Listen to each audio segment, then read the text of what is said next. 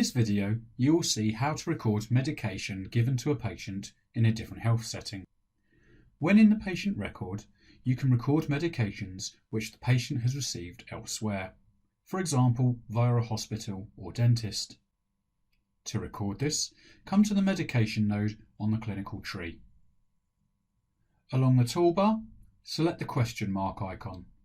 This allows you to record a non-printable medication. This will open up the drug browser and allow you to search for the appropriate medication.